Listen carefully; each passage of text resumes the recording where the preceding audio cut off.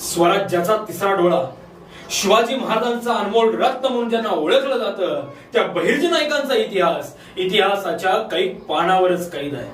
10 दिवस अन्न पाण्याविना राहतो, 15 दिवस एका झाडावर दबा धरून बसतो, धावायला लागला तर वाऱ्याच्या कानफडीत मारल्यासारखा धावतो, हातामध्ये नंगी तलवार घेतली तर शत्रूवर उसळत्या समुद्रासारखा पेटून उठतो, हातामध्ये दारपट्टा घेतला तर हिरव्यागार रानामध्ये नागिन सळसळावी असा दारपट्टा सळसळतो, जंगलामध्ये गेला तर कधी वाघाची डरकाळी फोडतो, सिंहाची गर्जना करतो, झाडावर बसला तर कधी पक्षाचा आवाज काढतो, भाषा म्हणाला तर कुठल्याही भाषा बोलतो. ऐसा बहिर्जी नाईक शिवाजी महाराजांचा गुप्तहेर प्रमुख म्हणून आपलं सगळं आयुष्य स्वराज्य सेवेसाठी शिवाजी महाराजांच्या चरणावर अर्पण करतो.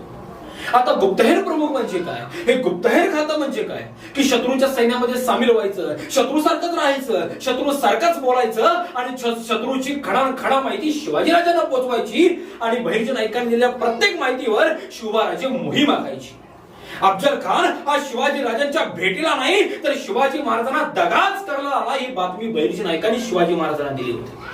पन्हाळगडावरच्या वेढ्यातून शिवाजी महाराज सुखरूप विशालगडावर पोहोचले, हे विशालगडावर पोहोचवण्याचं श्रेय जसं बाजीप्रभू देशपांडेंना दिलं जातं, तसं फुलाजी प्रभू देशपांडेंना दिलं जातं, तसं शिवाकाशीदांना दिलं जातं, तसं ते शौर्य आमच्या बहिर्जी नाईकांनाही दिलं जातं.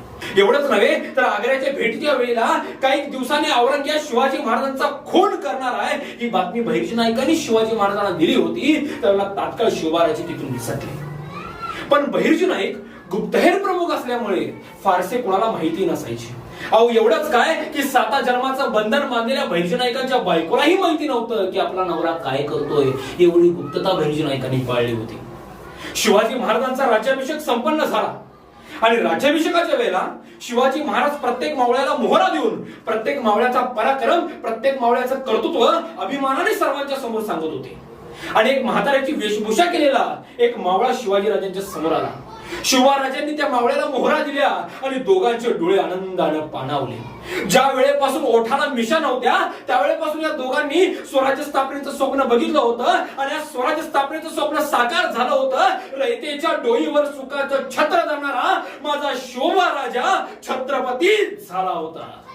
पण इतक्या आनंदाच्या क्षणाला सुद्धा शिवबाराजे अभिमानाने सांगू शकत नव्हते की तो जो मावळा होता ना तो दुसरा तिसरा कोणी नसून शिवाजी महाराजांचा गुप्तहेर प्रमुख बहिर्जी नाईक होता. आणि या आनंदाच्या क्षणाला सुद्धा शिवबाराजे अभिमानाने सांगू शकत नव्हते की हा माझा गुप्तहेर प्रमुख बहिर्जी नाईक आहे आणि स्वराज्य उभारणीमध्ये या बहिर्जी नाईकांचा खूप मोठा मोलाचा वाटा आहे.